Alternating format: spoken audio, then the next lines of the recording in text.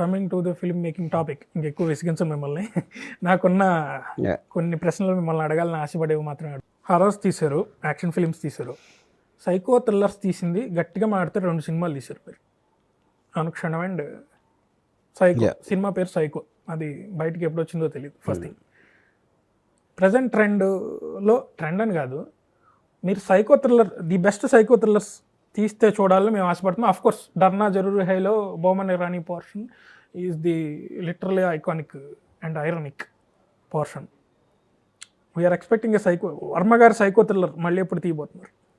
Psychopath, ఎర్రగులాబిల్ లాంటి సినిమా. అంటే right no I'm not in that zone. అది ఎంత you have narrated about Erragulabilu, Sridevi scene, correct, of Ilaiyaraaja background music, yes, ఒక వేణతోటి థ్రిల్లింగ్ మ్యూజిక్ ఇవ్వడం అనేది, థ్రిల్లర్ ఫ్లేవర్ని మీరు అంతా ఒడిసి పట్టుకుని మీరు ఇప్పుడు ఆ జోన్లో లేనంటే మరి మీరు స్పెషలిస్ట్ కదా. కాదు, ఆ జోన్ ఇప్పుడు అంటే ఇప్పుడు present now, but tomorrow I might get an idea. అంటే ఎర్రగులాబీలను రివర్స్ చేస్తే విలన్గా అమ్మాయి ఉండొచ్చు కదా, అలాంటి ఐడియా లేదు. ఏదో something is there. Yeah. And genres అంటే మీరు టచ్ అయిన జానర్స్ అంటే ఆల్మోస్ట్ అన్నీ చేశారు అని అనుకోవచ్చు. ఫ్యామిలీ థ్రిల్లర్ దీలే, like Drishyam. Yeah, correct. Varma garu family పెళ్లి మీద 365 days తీశారు. అంటే పెళ్లిలో వచ్చే ఆబ్స్టకల్స్, కరెక్ట్, మనస్పర్ధలు వగేరా మీద.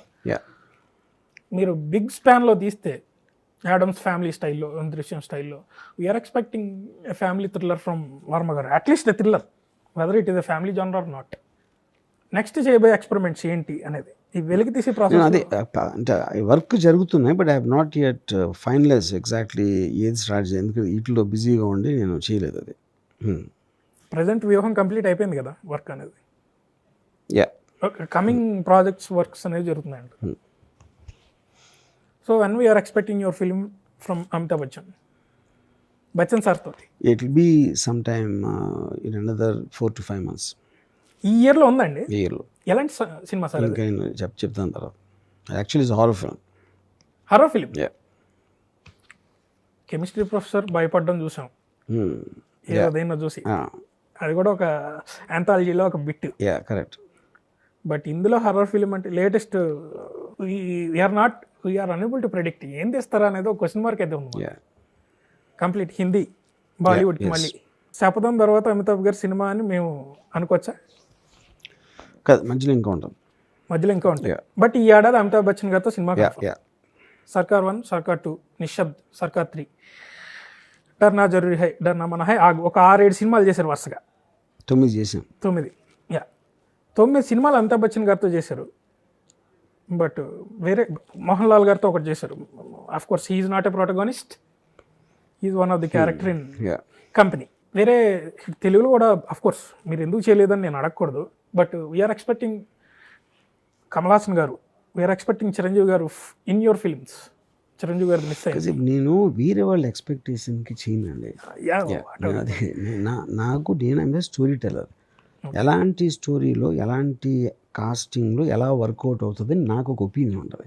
ఆ ఒపీనియన్ బట్టి వెళ్తాను, వేరే వాళ్ళ ఒపీనియన్ బట్టి వెళ్ళాను. సో నెక్స్ట్ వచ్చి మీ పైప్ లైన్లో అమితాబ్ బచ్చన్ గారు ఉన్నారు అనేది మాకు తెలిసింది. సో ఇప్పుడే చెప్పారు మీరే. So it will really excite. మిమ్మల్ని చాలా అడగాలి, లోపల చాలా సంతోషంగా ఉంది. మీ ముందుకు ప్రశ్నలు ఇంకా వేయచ్చు అంటే వ్యూహం మీద వేయచ్చు, బట్ మీరు అందరికీ చెప్పేసిన సమాధానాలే మాకు చెప్తున్నారు. I just want something a unique answer, at least ఎవరికి చెప్పని ఒక సీక్రెట్ లాంటిది. వ్యూహం గురించి అవ్వచ్చు, మీ ఫిల్మ్ మేకింగ్ స్టైల్ గురించి అవ్వచ్చు. వ్యూహం గురించి దీనికి సీక్రెట్ ఏమి ఉండదని నేను అనుకుంటున్నాను సార్. ఎందుకంటే ఎవ్రీథింగ్ ఈజ్ ఓపెన్. ప్రతి ఒక్కరికి మీరు ప్రతి ఒక్క విషయం చెప్పారు. అండ్ జగన్మోహన్ రెడ్డి గారి లైఫ్ స్టోరీ మీద ఉన్నట్లుగా ఒక ఫ్లేవర్ అనేది తెలుస్తుంది. బట్ వర్మ గారి నుంచి లాస్ట్ ముగించేపోతున్నాను. వర్మ గారి నుంచి స్టార్టింగ్ రక్త చరిత్ర మొదలుపెట్టి ఇప్పుడు వ్యూహం శపథంతో క్లోజ్ అవుతుంది. నెక్స్ట్ రాబోయే పొలిటికల్ థ్రిల్లర్స్ ఏమైనా ఉన్నాయా? Not right now. మరి జయలలిత గారి ఫ్రెండ్ శశికళ గారితో అది అప్పుడు అనుకున్నాం ఆ టైంలో, but I lost interest in that project. Okay, shelved ప్రాజెక్ట్స్లో అది కూడా ఉంది ఒకటి.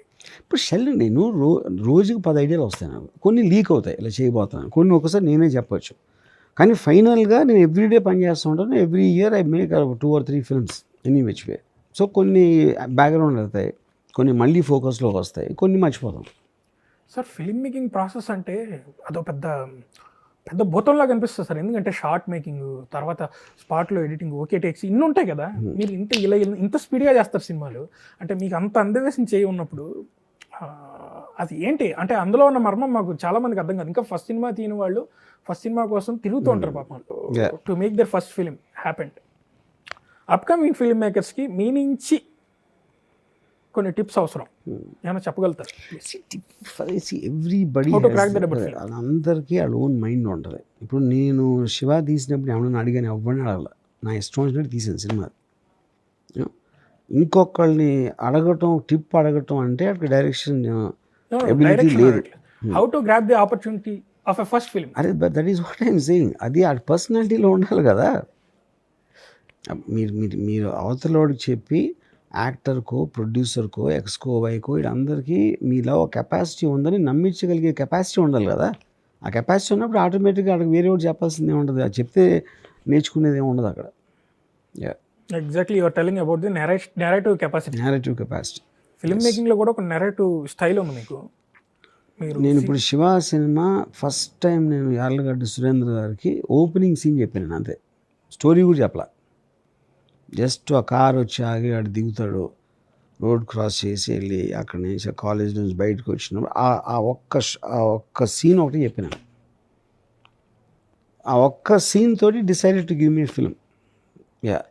అది నేరేటివ్ కెపాసిటీ. అది తన స్టోరీ అడగలేదు, నేను చెప్పలేదు.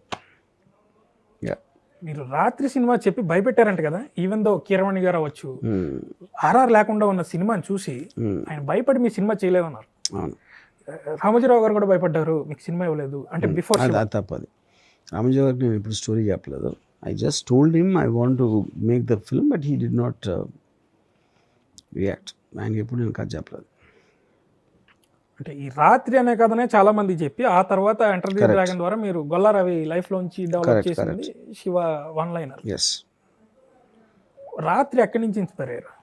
రాత్రి హాలీవుడ్ ఫిల్మ్స్ నుంచి, ఎగ్జార్సిస్ట్, ఈవిల్ డెడ్, అలా 3-4 హాలీవుడ్ సినిమాలు. అంటే ఓ బుక్ తెరిచి ఆ లోపల చాలా ఉంటాయి కదా. అండర్ గ్రౌండ్ అనేది అందులోంచి ఇన్స్పైర్ అయినట్లు. కానీ హాలీవుడ్లో చాలా ఉన్నాయి అలాంటి సినిమాలు, 1-2 కాదు, వందలు ఉన్నాయి. Even paranormal activity also. పారానార్మల్కి మచ్ లేటర్ కదా, ఈ మధ్యన వచ్చింది. ఈ మధ్యనే film making, how to make film simple అనేది, ఫిల్మ్ మేకింగ్ సింపుల్ అనేది మీ నుంచి వచ్చిన ఇన్పుట్స్ చాలా తక్కువ మంది నుంచి వస్తాయి. ఈవెన్ ఇప్పుడు వచ్చే వాళ్ళు కూడా రాంగోపాల్ వర్మ అని వస్తున్నారు తప్ప రాజమౌళి అని రావట్లేదు చాలా మంది.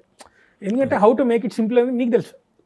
And how to make it, దానికి కారణం ఇట్స్ ఆల్సో ద బడ్జెట్స్. ఇప్పుడు రాజమౌళి ఈ makes very mega films, 300 crore 400 crore పెద్ద స్టార్స్తో.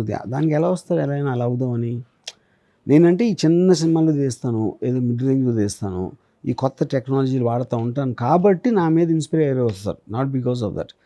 రాజమౌళితో ఇన్స్పైర్ అవ్వటాలంటే we're talking about mega budgets, big stars. అది అందరికీ ఎలా అవుతుంది? అది చెక్కిన ఆభరణం లాంటి సినిమా అంటారు దాన్ని. What ever it is. Rajamouli లాగా ఇన్స్పైర్ అవ్వటం అనేది మీనింగ్లెస్. ఇది మీరు ఫస్ట్ పేరు తెచ్చుకుని, Rajamouli almost extraordinary track record తోటి అన్ని సూపర్ హిట్ సినిమాలు తీసిన తర్వాత తనకు వచ్చిన క్రెడిబిలిటీలోంచి తీసాడు బాహుబలి కానీ ఇవన్నీ.